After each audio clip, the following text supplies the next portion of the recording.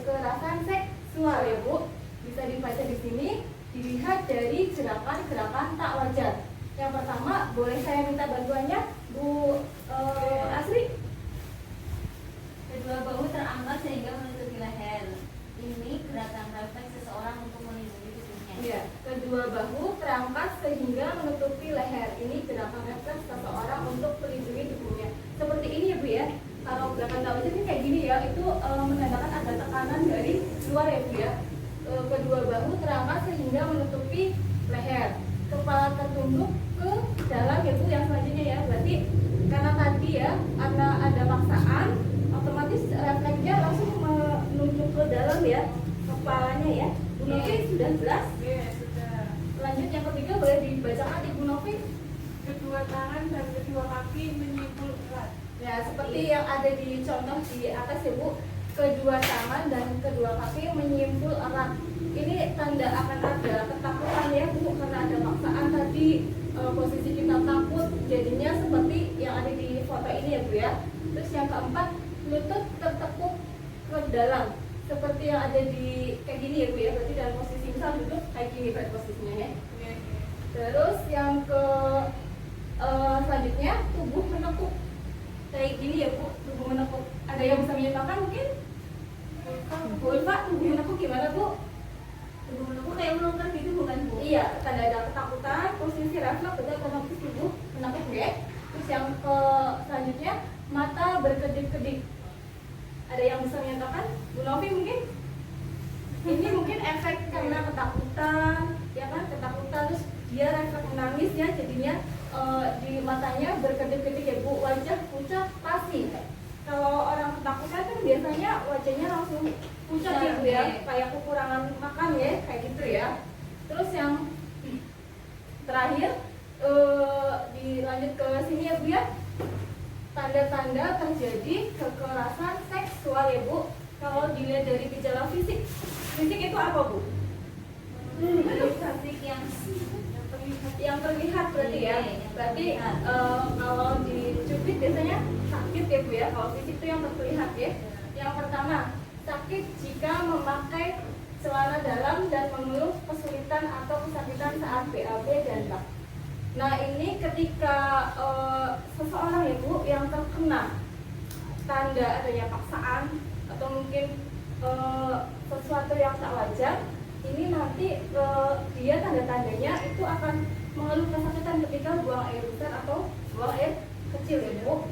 Itu karena maaf alat kelaminnya ya, karena paksaan untuk berhubungan ya, jadi istilahnya sakit. Itu yang pertama ya Bu, dilihat dari gejala fisik. Ada yang kurang paham sampai sini? Atau sudah perlahan paham ya?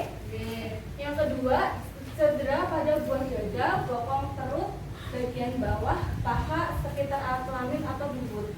Nah ini ketika orang berhubungan ya Bu, dengan keadaan terpaksa, otomatis kan nanti akan ada tanda paksaan, otomatis ada yang terluka ya Bu. Nah ini di sini yang rawan terluka itu di bagian buah dada ya Bu, bokong, perut bagian bawah di sini ya Bu, dan sekitar alat kelamin atau dubur. Okay? Terus yang terakhir itu memar di bagian tubuh atau gigi.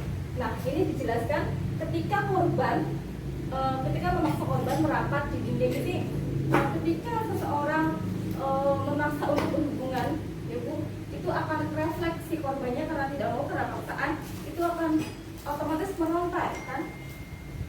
Nah untuk di sini yang terkena bagian cederanya itu di bagian gigi dan saat pelaku melawan.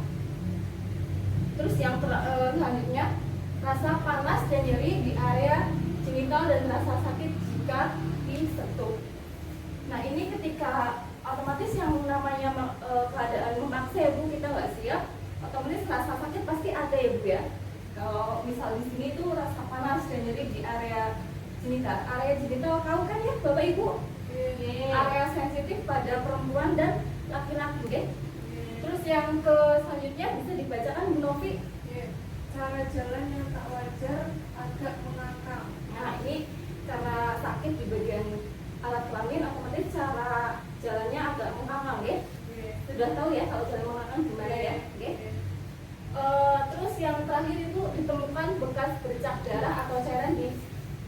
celana dalam anak dan kemungkinan ditemukan bagian pakaian yang robek. Ini untuk ibu-ibu ya, nanti diperhatikan ibu, sangat sensitif jika kita mempunyai anak perempuan ya, sangat perlindungannya sangat penting ya. Itu kalau terjadi tindak kekerasan itu nanti bisa dilacak ibu, coba dilihat ketika kita membantu mencuci, bisa dilihat di celana dalamnya apakah di situ ada bercak darah di dalam kain tersebut ya. Sampai sini ada pertanyaan nggak Bapak Ibu? Belum Bu. Belum ya? Belum. Kayaknya tegang sekali ya Bu untuk pelajaran kita pada pagi hari ini ya. Untuk biar tidak tegang, sudah pernah mengajarkan putra putrinya untuk nyanyi yang sentuhan, boleh nggak Bu? Yang Bu kemarin sudah diajarkan, masih ingat? Supaya deh, saya coba dulu nyanyi, nanti bisa diikuti ya. Sentuhan boleh, kepala, tangan, kaki, karena sayang,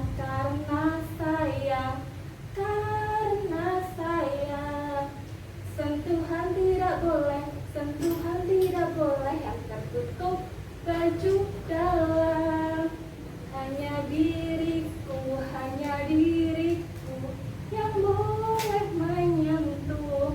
Jadi itu bisa diajarkan nanti kepada putra putri bapak jenengan ya. Ketika anak usia dini sudah PAUD, otomatis ya nanti edukasinya ketika seseorang orang lain kecuali bapak ibu menyentuh alat sensualnya, itu segera untuk mengatakan no atau tidak, atau ketika di luar bisa minta tolong ya. Itu edukasi yang bisa diberikan ya. Kita bisa nyanyi sama-sama Bu? Hafal ya? Dimulai ya. 1, 2, 3. Sentuhan boleh, kepala, tangan, kaki, karena sayang,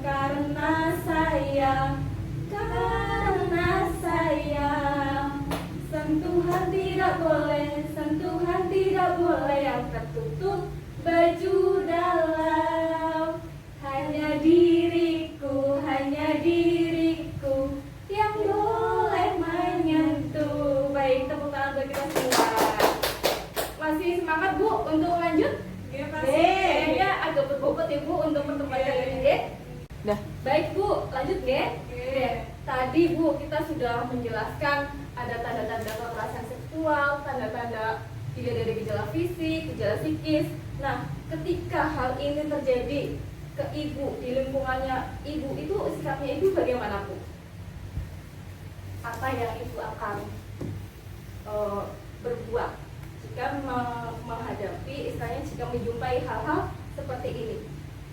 Bu Novi? Ya misalkan melihat tanda-tanda, contohnya misalkan ada bercak di celana dalam anak saat kita mencuci ya, itu menanyakan lebih dulu ke anak. Menanyakan terlebih ke anak ya, menanyakan dulu poinnya ya, menanyakan. Yang kedua mungkin Ibu Asri bisa membantu. Misalkan sudah menanyakan, membuat anak nyaman untuk bercerita, misalkan Membuat anak nyaman bercerita ya. Terbuka. Mungkin yang di pojok Pak Anton boleh menambahkan atau menanggapi Bapak. Apa Pak?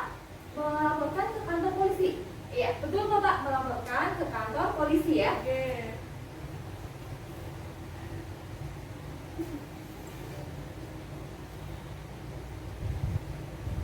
Mungkin Bu Ulfa ada lagi?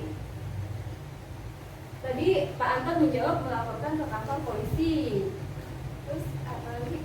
Dinas sosial atau mungkin Ibu? Iya, bisa Bu. Saya bisa lapor ke Dinas dinas sosial ya. Baik, tepuk tangan untuk kita semua ya Bu. Kita bahas satu persatu ya Bu. Di sini sudah ada di flipchart Ibu tadi rangkuman yang saya tanya ke Bapak Ibu semuanya. Ada sikap dan perilaku orang tua jika anak mengalami gejala-gejala kekerasan seksual Ibu. Yang pertama, tidak panik, tidak seperti tadi yang Bu Novi katakan ya, sebisa mungkin untuk menanyakan kepada anak, namun dengan cara tidak panik dan tidak malah, kalau panik nanti malah anak tidak mau bercerita ya Bu, kondisinya akan terbalik ya, kita tidak akan mendapatkan informasi terkait tentang anak, begitu ya Bu. Terus yang kedua, peluklah anak erat-erat untuk menunjukkan bahwa Anda sangat menyayangi mereka. Ya tadi Ibu Titi menceritakan ya, membuat anak nyaman bercerita ya Bu. Nah itu bisa juga dengan sesekali menyisihkan pelukan kepada anak ya Bu, agar anak bisa nyaman bercerita gitu ya. Terus yang ketiga, Bu Asri bisa membacakan Bu? Novi bisa tolong dibantu nomor poin ketiga Ibu. Sampaikan bahwa tidak ada satu orang pun Satu orang pun yang boleh menyakiti mereka, dan apapun yang terjadi akan tetap memberikan perlindungan. Nah, ini bisa disampaikan ketika si ibu sedang menggali informasi atau bercerita tadi ya. Di poin kedua ya Bu, di poin pertama dengan pelukan erat, si ibu bisa sampaikan kepada sang anak kalau siapapun tidak boleh menyakiti anak mereka. Itu ya Bu.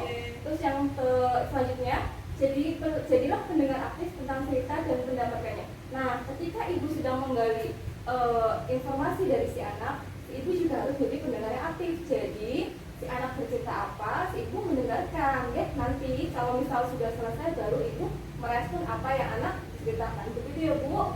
Terus yang selanjutnya kelima ya Bu, mintalah pertolongan ahli atau lembaga layanan. Nah ini tadi seperti yang Bu Nusa katakan ya Bu, bisa lapor ke dinas sosial setempat ya Bu, bisa ke yang melindungi perlindungan anak ya Bu, komisi perlindungan anak. Itu ya Bu kiranya ya.